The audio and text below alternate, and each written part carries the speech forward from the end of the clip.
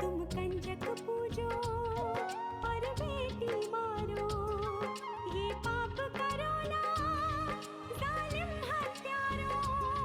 मत पाप करो, मत पाप करो। क्यों मारते हो बेटियां जब पूजते हो कंजकी। तुम्हें माँ ने जन्मा और दूध पिलाया, इस दूध का तुमने ये कर्ज चुकाया, ये कर्ज चुकाया।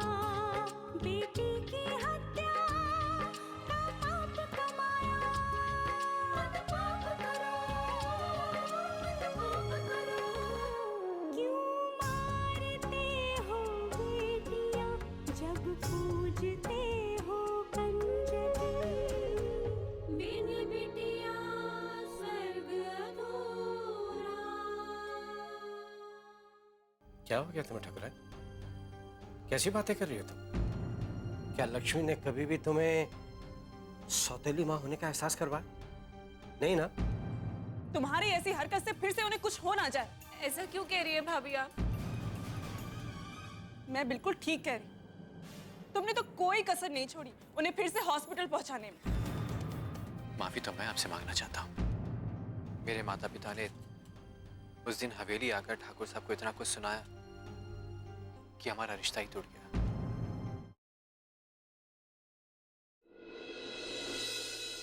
पिछले 6 महीने से लक्ष्मी बिटिया की कुंडली में चंद्र की यानी मार्केश की महादशा चल रही और इसी को मार्केश कहते हैं। ये मार्केश आदमी को मृत्यु तुल्य कष्ट देता है। अगर दूसरे घर का स्वामी प्रबल ना हो तो आदमी मर भी सकता है, लेकिन अब वो खतरा टल गया है। लक्ष्मी बिटिया ठीक है।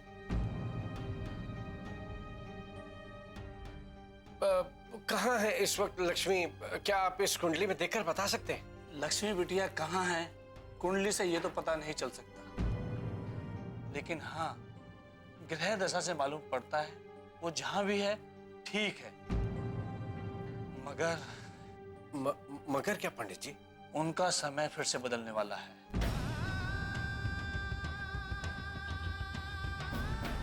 वो जहां है उन्हें वहां से कहीं और जाना होगा।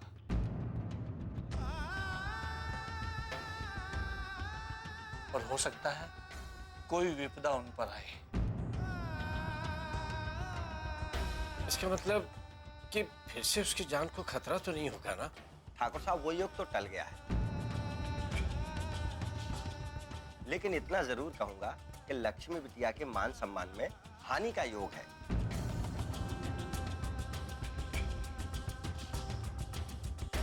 और इसी के चलते एक बार फिर बेसहारा होने का योग भी बन रहा है।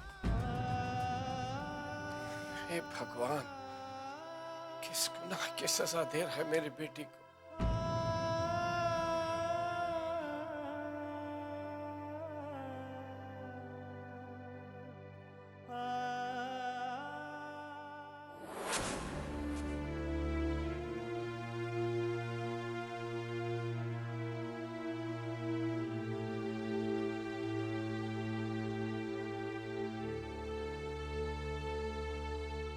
और इसी को मार्केश कहते हैं। ये मार्केश आदमी को मृत्यु तुल्य कष्ट देता है। अगर दूसरे घर का स्वामी प्रबल ना हो तो आदमी मर भी सकता है, लेकिन इतना जरूर कहूंगा कि लक्ष्मी बिटिया के मान सम्मान में हानि का योग है।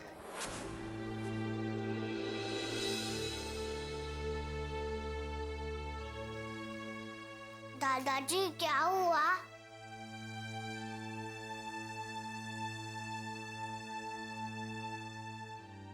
कुछ नहीं बेटे, तुम्हारी बुआ की याद आ रही है ना? बाबूजी, आप तो दीदी को जानते हैं ना कि वो कितनी बहादुर है। कैसे भी हालात क्यों ना हो, कितनी भी कठिनाइयां क्यों ना हो, पर वो कभी घबराएंगी नहीं। हाँ बेटा, हमारे होते हुए लक्ष्मी दर दर के ठोकरें खाए, ये सोचकर बहुत परेशान हो रहा हूं। और तुमने तो सुना ही ना पंडित जी ने क्या कहा। कि एक बार फिर उस पर विपदा आने वाली है। बाबूजी, आप पंडित जी की बात से दुखी मत होइए। वो कोई भगवान थोड़े हैं कि सब जानते हैं। उन्हें तो आपसे कुछ कहना था, सो उन्होंने कह दिया। आप परेशान मत होइए। पर वे बुआ, माँ कहती है भगवान जी से बात न करने पर सब मिल जाता है। हाँ बेटा। तो चलिए ना, हम भगवान जी से लक्ष्मी बुआ को ढूंढने के लिए कहते हैं। हाँ बेटे, बिल्कुल सही कहा आपने। अब भगवान जी ही हमें लक्ष्मी से मिला सकते हैं। ठाकुर साहब, अब सब कुछ भगवान पर छोड़ दीजिए। ऐसे फिक्र करने से कुछ नहीं होगा। क्या करूं वसुंधरा, लक्ष्मी का ख्याल एक पल के लिए भी मन से नहीं निकलता। आप जानते हैं, आप इस तरह दुखी रहते हैं ना, तो घर में एकदम मायूसी छाई रहती है। ऐसा लगता है कि घर की सारी खुशियां छिन गई हूं। हाँ बाबूजी, आप अपने मन में दीदी के लिए बुरा ख्याल मत आने दीजिए। सिर्फ अच्छा सोचिए, फिर देखिएगा दीदी के साथ सब अच्छा होगा। बिल्कुल ठीक कहा बेटे तुमने। मुझे अपनी सोच बदलनी होगी। सुनिए, आपको याद है ना कि कल आपको शहर जाना है? किस लिए? भूल गए आप? कल कोर्ट की तारीख है। अरे हाँ, मैं तो भूल ही गया था। अच्छा हुआ तुमने याद दिला दिया। मैं वकील साहब से बात करता हूँ। बुआ, हम बड़ी बुआ के लिए प्रार्थना करने चले। चलो।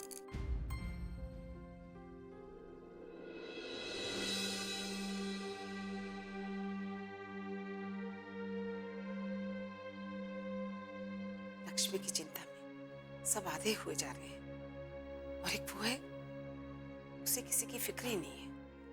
बिन बिटिया स्वर्ग अधूरा।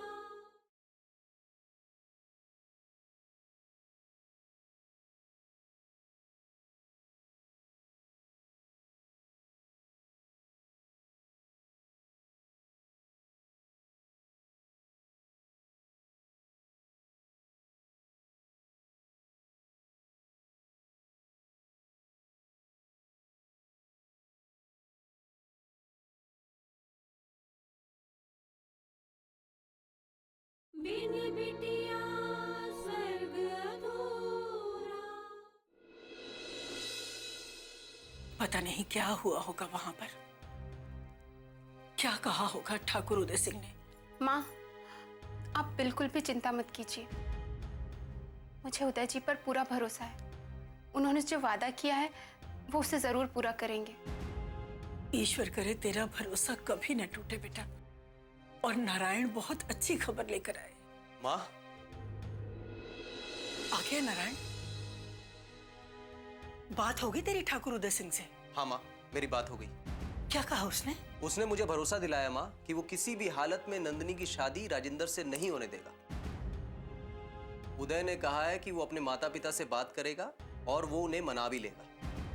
पर अगर उसके माता पिता नहीं माने तो भी वो नंदिनी से ही शादी करेगा माँ। वो ये रिश्ता कभी भी तोड़ना नहीं चाहता था। ये उसने खुद कहा तुमसे? हाँ माँ, उदय ने खुद कहा है। और माँ, आप बिल्कुल चिंता मत करिए, कल सब ठीक हो जाएगा। चिंता कैसे न करूं बेटा, बेटी है, जब तक विदा होकर अपने घर नहीं चली जाती, माँ के दिल को चैन नहीं मिलता। मेरी नंदिनी के ठाकुर उदय सिंह के साथ 7 फेरे हो जाए, बस तब मेरे दिल को चैन मिल जाएगा। और नंदिनी, तू घबरा मत, कल सब ठीक हो जाएगा। तेरी शादी राजेंद्र से कभी नहीं होगी।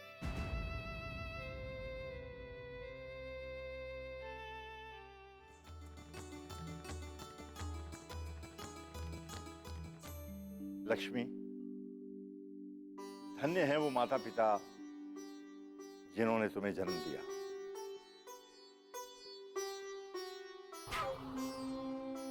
पापा, लक्ष्मी हैं ही तारीफ के काबिल। आज के दौर में जब अपने अपनों का गला काट रहे हैं, ऐसे में इन्होंने सोहिनी का साथ दिया, वो बहुत बड़ी बात है।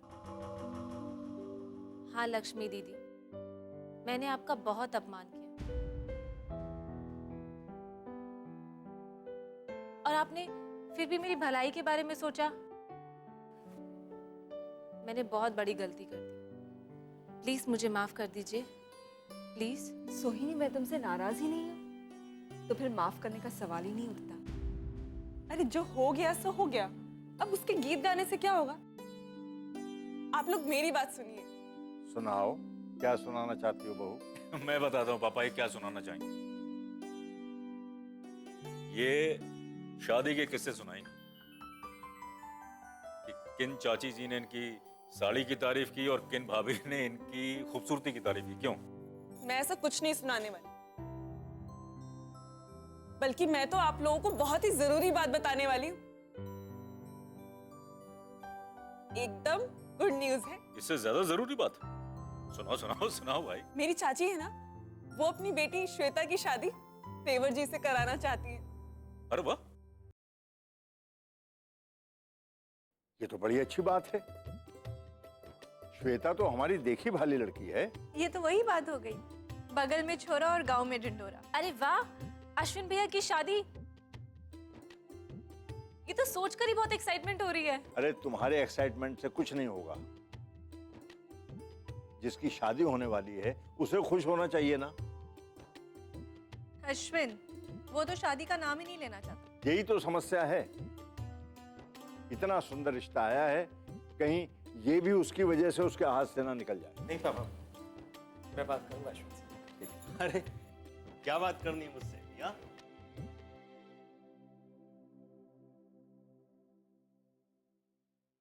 अरे क्या हुआ?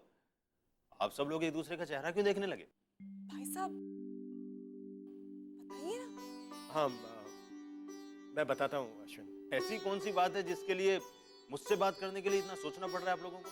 अरे भाई अभी तो आए हो, आराम से बैठो, घोड़े पे सवार रहते हो, शांति से बैठो, सब बताते हैं। बैठ गया, बताइए भैया। बताइए। अश्विन, अनीता की चाची जी ने अपनी बेटी श्वेता का रिश्ता भेजा है तेरे लिए। क्या? हाँ, और पापा भी, मेरा मतलब है हम सब ये चाहते हैं कि तू इस शादी के लिए हाँ कर दे। कमाल है भैया, आप सब लोग यहाँ बैठकर मेरी जिंदगी का फैसला कर रहे हैं। क्यों? अश्विन, जो भी फैसला ले रहे हैं तुम्हारी भलाई के लिए तो है। मेरे भले के बारे में सोचना छोड़ दीजिए आप लोग। बिन बिटिया स्वर्ग अधूरा।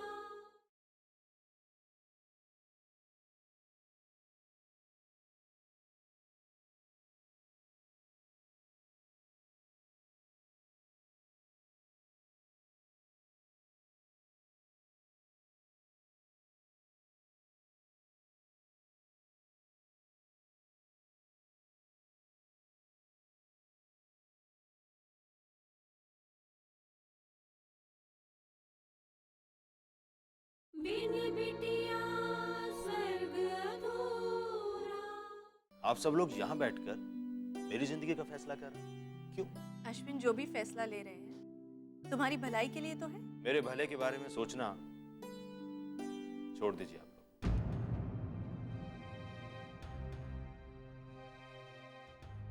अश्विन, ये क्या बात हुई? तू अपने लिए कोई लड़की देखता नहीं है, अब हम लोगों ने कोई लड़की पसंद की है तो तू उसके लिए मना कर रहा है। क्योंकि मैं शादी करना नहीं चाहता भैया। तो क्या अकेले रहोगे उम्र भर? मैं ऐसा पहला आदमी तो नहीं हूं भाभी जो शादी नहीं करना चाहता। और वैसे भी जो गलती एक बार कर चुका हूं उसे दोहराकर मैं अपनी जिंदगी को फिर से नर्क नहीं बनाना चाहता। अरे अब ये जरूरी थोड़ी है कि जो एक बार हुआ वो हमेशा होगा। श्वेता अच्छी लड़की है, हम सब जानते हैं उसे, तेरी जिंदगी संवर जाएगी। भैया मैं अपनी इस बर्बाद जिंदगी में बहुत खुश हूं।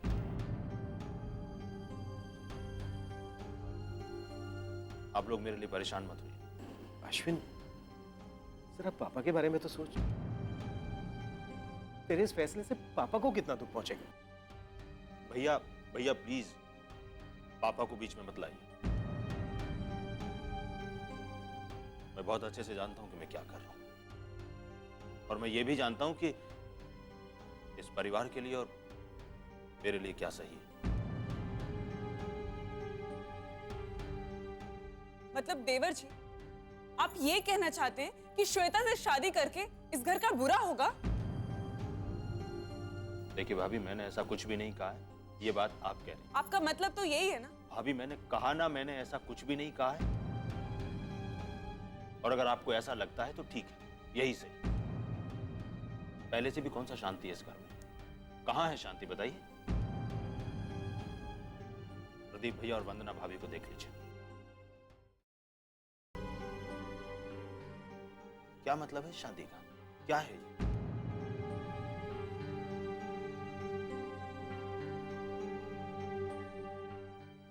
अपने आप को और धीरज भैया को देख लीजिए। कितनी मुश्किलों से धीरज भैया आपको इस परिवार के हिसाब से ढालने की कोशिश कर रहे हैं, मगर आज तक सफल हुए नहीं हुए। देवर जी, आपको शादी नहीं करनी समझ में आता है, लेकिन इसमें आप हमारे रिश्ते को लेकर क्यों आ रहे हैं? क्यों? कड़वा लगाना भाभी। मगर सच यही है, मेरे शादी ना करने का सबसे बड़ा रीजन अगर कोई है तो आप हैं।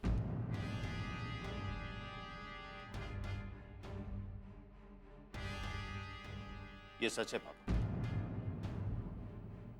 मैं नहीं चाहता कि मैं अनीता भाभी जैसी एक और बहू लाकर इस घर की शांति भंग करूं। देवर जी, अब आप लिमिट क्रॉस कर रहे हैं। अश्विन, मैंने हमेशा तुम्हारा पक्ष लिया, लेकिन आज नहीं। माना कि अनीता थोड़ा ओवर रिएक्ट करती है, लेकिन उसने हमेशा घर की भलाई सोची है, घर का बुरा कभी नहीं सोचा उसने। और आज भी मैं अपनी बहन का रिश्ता आपके लिए लेकर आई थी ताकि आपका अकेलापन दूर हो सके, और आप उल्टा मुझे ही ताने सुना रहे हैं। वाह, मेरी तो मति ही मारी गई थी। मैं तो भूल ही गई थी कि जो इंसान अपनी पहली बीवी को नहीं संभाल पाया, वो अपनी दूसरी बीवी को कैसे संभालेगा? भाभी। देवर जी, आप रोजाना मुझे ताने मारते, लेकिन फिर भी मैंने बुरा नहीं माना। चली आई आपकी भलाई करने के लिए। अरे तो मत कीजिए, मत कीजिए मेरी भलाई, हाथ जोड़ता हूं मैं आपके। मुझे नहीं करनी है शादी, ना श्वेता से ना किसी और से। देवर जी, आपको शादी नहीं करनी ये तो समझ में आता है हमें, लेकिन किस वजह से नहीं करनी, जरा ये भी सबको समझा दीजिए।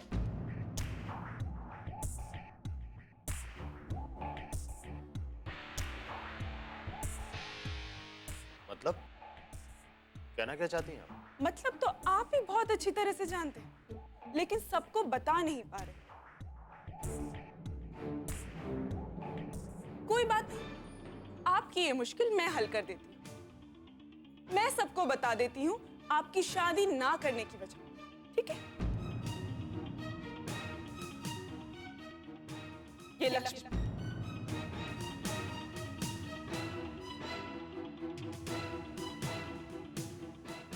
ये रही वजह।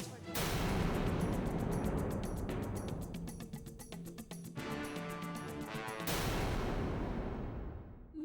बिटिया स्वर्ग अधूरा।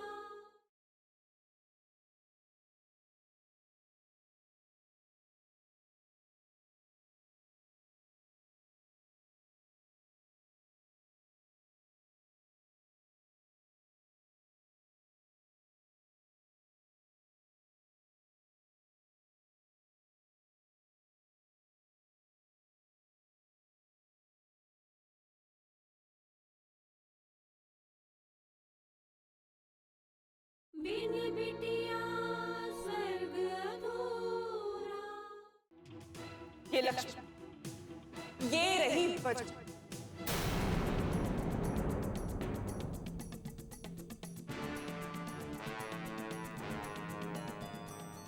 भाभी, ये तुम क्या कह रही हो बहू? पापा जी, यही सच है। जब से ये लक्ष्मी इस घर में आई है, देवर जी की तो सोच ही बदल गई। हर वक्त इसका पक्ष लेते हैं, इसी के आगे पीछे घूमते रहते हैं। इन्हें क्या लगता है हमें कुछ दिखाई नहीं देता कि इन दोनों के बीच में क्या चल रहा है? भाभी! चिल्लाइए मत देवर जी। जो सच है वो सच है। अगर हिम्मत है तो सबके सामने इस सच को स्वीकार कीजिए। ये क्या बकवास कर रही हैं आप? भैया, भैया आप बोलिए ना कुछ। क्या बोलूं मैं? क्या समझाऊं इसको? ठीक ही तो कह रही वो। देखा, सभी जानते हैं कि आजकल आपको लक्ष्मी के अलावा कोई और दिखाई नहीं देता है। उसी की सुनते हैं, जो वो कहती है वही करते हैं। और अब उसी की वजह से आप शादी करने से मना कर रहे हैं। भाभी, इस तरह के इल्जाम लगाते वक्त आपको शर्म आनी चाहिए। अच्छा, अगर मेरा इल्जाम झूठा है ना देवर जी, और आपके मन में इसके लिए कुछ भी नहीं है, तो अभी इसी वक्त इसे इस घर से बाहर निकालिए। निकालिए बाहर। क्यों? क्या हुआ? पैर क्यों जम गए जमीन पे?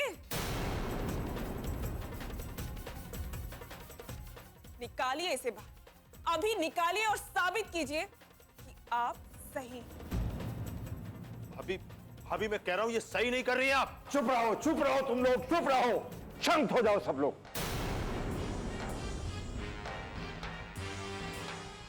एक दूसरे पर आरोप लगाते हुए तुम लोग ये भी भूल गए कि तुम्हारा आपस में क्या रिश्ता है, क्या मर्यादा है, सब भूल गए। मैंने तुम्हें क्या सिखाया? यही सीख दी है मैंने तुम लोगों को। लेकिन पापा आप देख रहे हैं ना, भाभी कब से इल्जाम पे इल्जाम लगाए जा रही है मुझ पर। बस, अब बीच में कोई नहीं बोलेगा, सिर्फ मेरा फैसला सुनेंगे।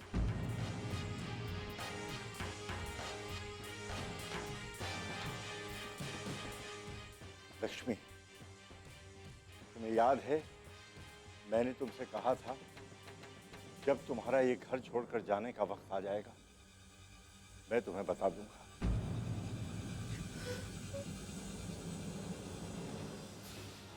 अब वो वक्त आ गया है बेटी,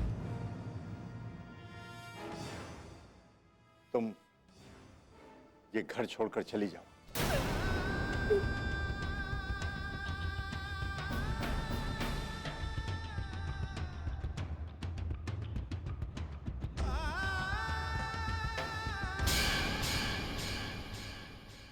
तुम्हारी मंगनी उसके साथ टूट चुकी है। आप लोगों के कह देने से मंगनी टूट नहीं जाती माँ। रिश्ते ऐसे ही खत्म नहीं हो जाते। उदय, हम खुद उनकी हवेली में जाकर उनसे रिश्ता तोड़कर आए हैं। अरे बेटा, पैसा तुम्हारा, अनु तुम्हारी, बीच में मैं बोलने वाली कौन होती हूँ? अब हम और वक्त बर्बाद नहीं करना चाहते। इस नए साल में हमारे घर से मनहूसियत दूर हो जाएगी। स्वस्ति नस्तारक्षो अरिष्टनेमि, स्वस्ति नो बृहस्पतिर्दधातु,